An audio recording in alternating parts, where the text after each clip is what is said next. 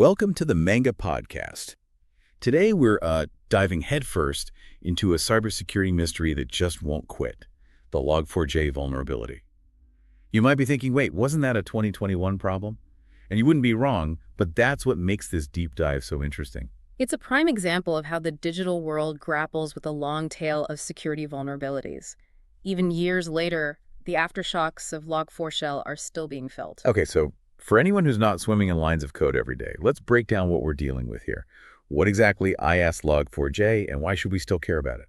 In the simplest terms, Log4j is like a digital record keeper used in tons of software applications. It's a type of open source software library. Think of it like a pre-built block of code that developers can plug into their projects. So instead of writing code from scratch, every time developers can use these libraries to save time and effort. Makes sense. Exactly. And Log4j specifically deals with logging, basically keeping track of what's happening within a program.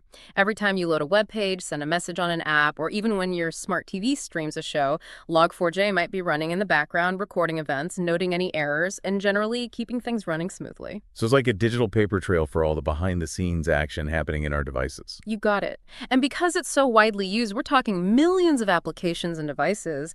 Even a small chink in its armor can have huge ripple effects. Which brings us to Log4Shell. Right, the vulnerability itself. Discovered back in 2021, this wasn't just any bug. This was a 10 out of 10 on the severity scale. What made Log4Shell so dangerous? It boils down to this. Log4Shell, officially designated as CVE 2021-44228, allows for something called remote code execution, or RCE. RCE, that doesn't sound good. It isn't. Essentially, it gives attackers the power to remotely inject and execute their own malicious code on a vulnerable system.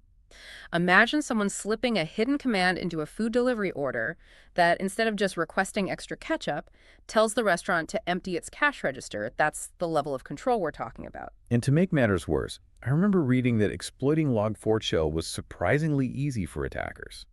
Unfortunately, yes. It's one of those rare instances where the stars aligned in all the wrong ways. You had a ubiquitous piece of software with a critical flaw that was incredibly easy to exploit. And to top it off, Log4j is open source, which means its source code is freely available to anyone. Okay, so two questions here. First, how does this exploit actually work? How do you go from logging data to hijacking an entire system? It hinges on the way Log4j communicates with other services using something called JNDI, the Java Naming and Directory Interface. This system allows applications to find and use resources on a network. Okay, so JNDI is like the internet's phone book, helping apps find the information they need. A very simplified way of putting it, but yes. Now, the vulnerability allowed attackers to inject malicious code into the data being logged. When Log4j would process this poisoned information, it would unwittingly execute the attacker's code, giving them a foothold in the system. Sneaky. And that brings me to my second question. This vulnerability is almost 3 years old. Why is it still a threat in 2024? It feels like we should be past this by now. It's a fair question. While the initial scramble to patch systems after the discovery was massive, completely eradicating Log4Shell is proving to be a persistent challenge. Think of it like playing a never-ending game of whack-a-mole. Okay, I'm intrigued. Let's unpack this digital whack-a-mole game. What's keeping Log4Shell in the headlines? For starters, there's something called patch regression.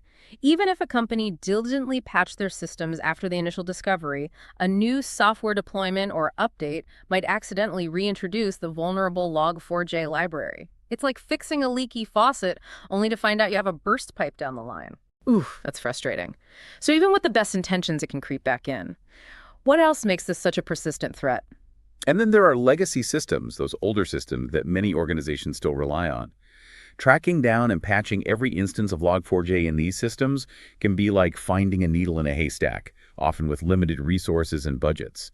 It's a massive undertaking. It sounds like a logistical nightmare. So you've got this vulnerability potentially re-emerging through updates and hiding in old systems. Is that the extent of it, or are there even more ways this thing can come back to haunt us?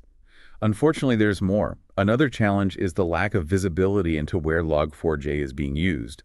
Many companies, especially those relying heavily on third-party software, might not even have a clear picture of all the places Log4j is running within their systems. Imagine baking a cake and realizing halfway through that you might have used a contaminated ingredient, but you're not even sure where it came from because you used a pre-made mix. Okay, that analogy hits a little too close to home for someone who loves to bake. So it's hiding in plain sight, potentially coming back through updates and lurking in old systems. Is there anything making this easier for cybersecurity folks? Well, it's not all bad news. Cybersecurity experts are wise to these tactics and are constantly developing new ways to detect and mitigate the threat. It's a constant cat and mouse game, but there are some powerful tools and strategies in play. Give us some hope here. What are some of the ways organizations are fighting back against Log4Shell, even in 2024? Continuous scanning and patching are still at the top of the list. Think of it like regularly checking your house for leaks or cracks you want to catch and fix them early before they become major problems. Organizations need to be proactive about scanning their systems, prioritizing patches based on the level of risk, and having a robust system in place to manage these updates. So staying vigilant and keeping things up to date is key. What about actually finding those hidden vulnerabilities, especially within complex software systems? How do you even begin to tackle that? That's where something called software composition analysis, or SCA, comes in. It's like having a detailed ingredient list, not just for your cake mix, but for every single ingredient that went into making that mix, a complete breakdown of every software component being used. So no more mystery ingredients in our software. I like the sound of that. How does SEA actually work? SCA tools analyze the code base of an application and identify all its components, including open source libraries like Log4j, and flag any known vulnerabilities. It's like having a superpowered detective who can sift through mountains of code and pinpoint exactly where the problems might be. That's incredibly useful. Yeah. But finding vulnerabilities is only half the battle, right? What about actively defending against attacks in real time? How are companies stopping attackers from exploiting Log4Shell? That's where intrusion detection and prevention systems, or IDSDS, come into play. Imagine having a highly trained security team monitoring your network 24/7 for any signs of suspicious activity, like someone trying to sneak in through a back door or tamper with your security cameras. That's essentially what an IDSAPS does in the digital world. So they're like digital bouncers for our networks, keeping the bad actors out. What are some examples of how those systems work in real time? They analyze incoming network traffic for patterns that match known attack signatures. It's like having a security system that can identify a burglar by their specific way of picking a lock. And if an IDSATS detects a Log4Shell exploit attempt, it can block the attack before any damage is done. So it's like having a really smart security system that not only sounds the alarm, but also tackles the intruder before they even get through the door. That's reassuring.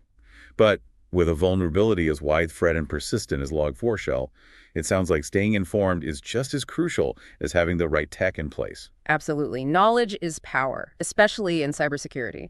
There are some excellent resources out there that provide up-to-date information about Log4Shell, new vulnerabilities, and mitigation strategies. Like what? Where can our listeners go to stay informed and maybe even sleep a little better at night? CISA, the Cybersecurity and Infrastructure Security Agency, has been a fantastic resource throughout this whole saga. Their website has a dedicated section for Log4j guidance, with the latest information on vulnerabilities, available patches, and even a community-sourced repository of affected software. Okay, so CISA is a must bookmark for anyone wanting to stay in the loop. What about security companies? I'm guessing they're also on the front lines of this battle? Absolutely. Companies like Trend Micro, for example, have been deeply involved in researching and analyzing Log4Shell since it first emerged. They even have a dedicated Log4j vulnerability tester on their website that anyone can use to check their systems for potential weaknesses. That's incredibly helpful. But beyond the technical solutions and staying informed, is there something more fundamental that needs to change in how we approach software development in the age of open source? This case really highlights how interconnected everything is and how a vulnerability in one widely used piece of code can have massive ripple effects. It's a critical point. The Log4j case underscores the need for a shift in mindset regarding open source security. We need to move away from reactive security measures and towards a culture of shared responsibility and proactive security practices. So what does that look like in practice? How do we make sure this doesn't happen again, not just with Log4j, but with any open source software? It starts with acknowledging that security is everyone's responsibility, not just the responsibility of the original developers. Companies using open source software need to be more proactive in understanding the security implications, contributing to security audits, and supporting efforts to keep these libraries secure. So it's about fostering a sense of collective ownership over the security of the open source tools we all rely on. That makes sense, but it also sounds like a huge cultural shift for the tech industry. It will be a journey, not a quick fix, but recognizing the need for change is the first step. And with collaborative initiatives and a renewed focus on security, we can create a more resilient digital world. So before we wrap up, for the average person listening to this who might be feeling a bit overwhelmed, what can they do to protect themselves? I mean, most of us aren't writing code or managing servers. What's our role in all of this? That's a really important point. While organizations and developers have a responsibility to address vulnerabilities like Log4Shell, there are things individuals can do to minimize their own risk. Give us the tips. What can we do to stay safe out there?